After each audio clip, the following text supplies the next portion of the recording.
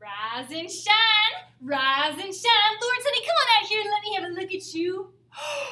Lawrence, you look lovely. No, I don't, Mama.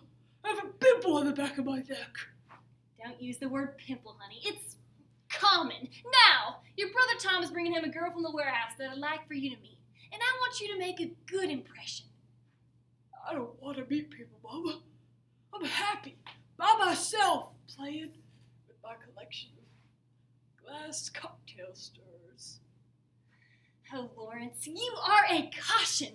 Only retarded people and alcoholics are actually obsessed with glass cocktail stirrers. Each one has its own name. This one's called string bead, because it's long and thin.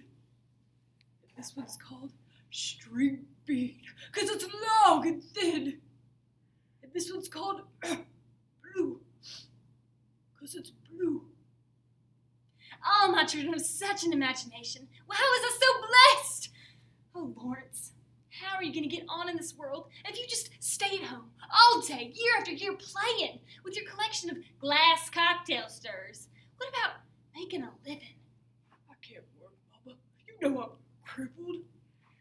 Lawrence, the doctors have told you your leg is perfectly fine. This limping thing is an affectation. If only I had connections to the mafia, I'd have someone come and break both your legs. Don't try and make me laugh, Mama. You know I have asthma.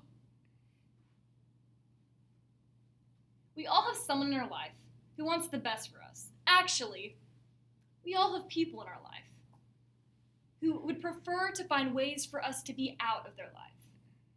Thus is the relationship between a genteel southern mother, Amanda, and her hypochondriac son, Lawrence.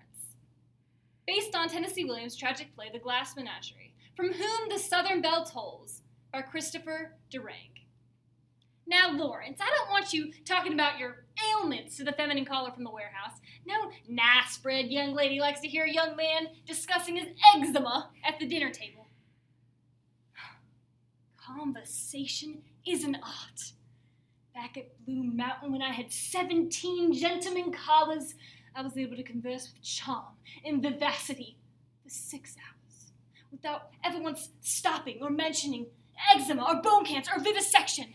Try to emulate me, Lawrence. Charm and vivacity and charm and vivacity and charm.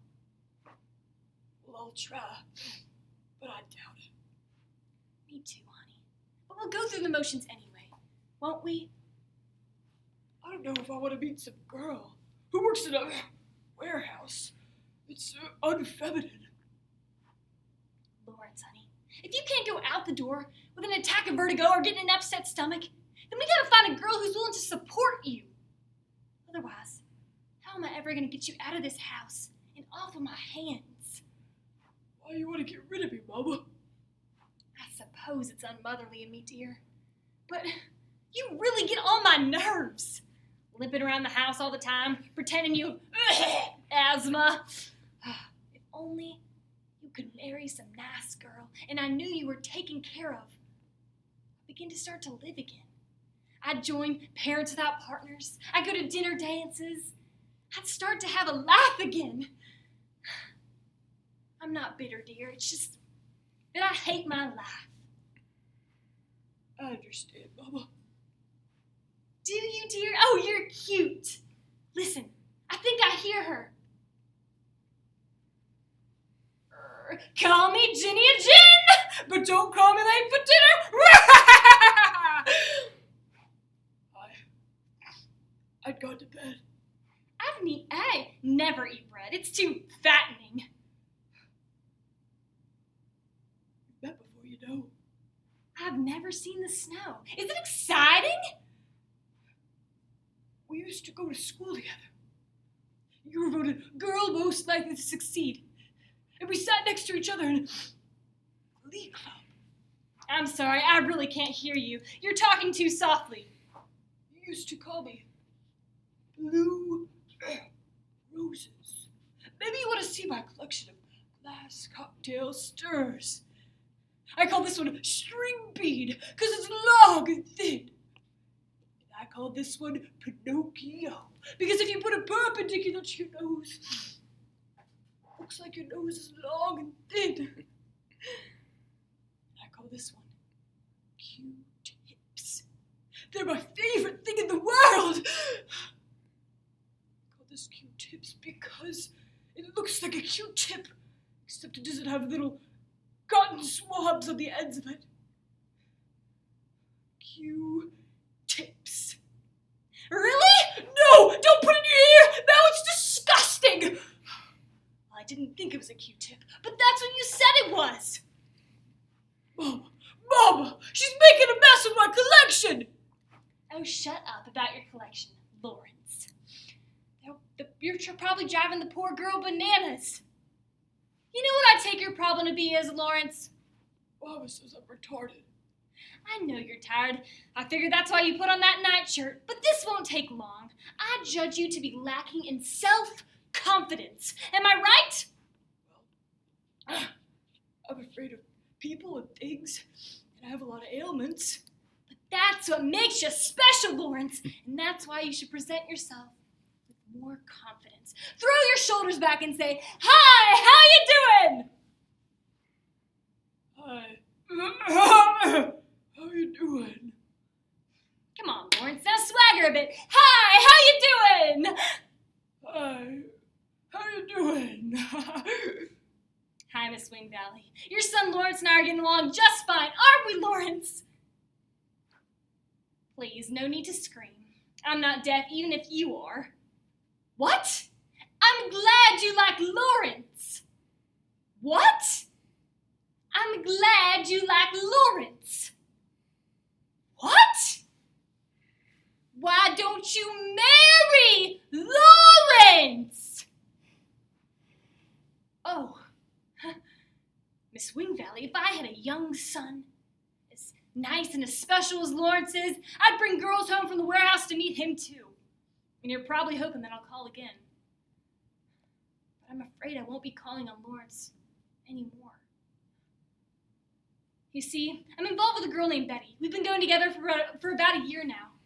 We're saving up so that we can buy a farmhouse and a tractor together. So you can see why I can't be calling on your son.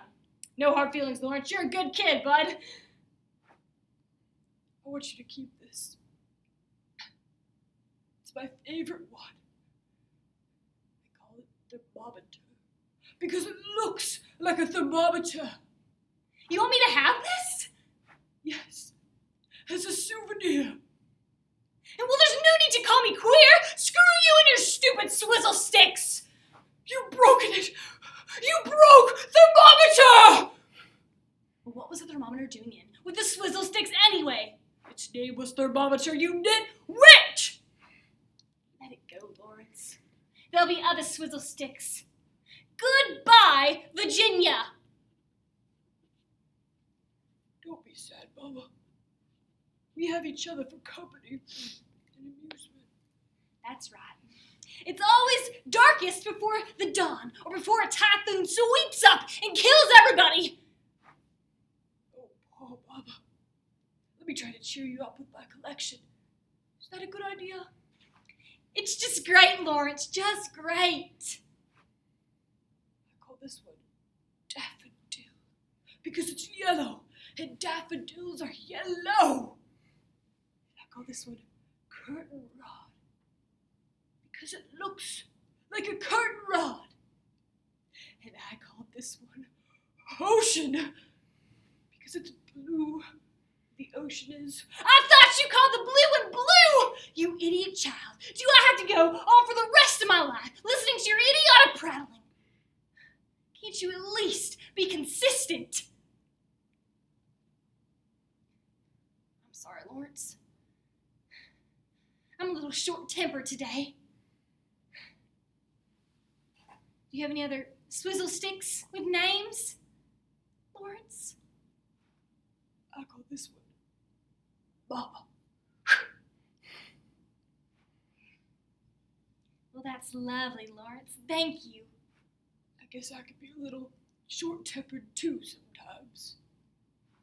Oh, look. It's the evening star, Lawrence. Should we wish upon it? I think we should. All right, Mama. What did you wish for, darling? More swizzle sticks. You are so predictable, Lawrence. It's part of your charm, I guess. What did you wish for, Mama? The same thing, honey. Maybe just a little happiness in between. But mostly, just some more swizzle sticks.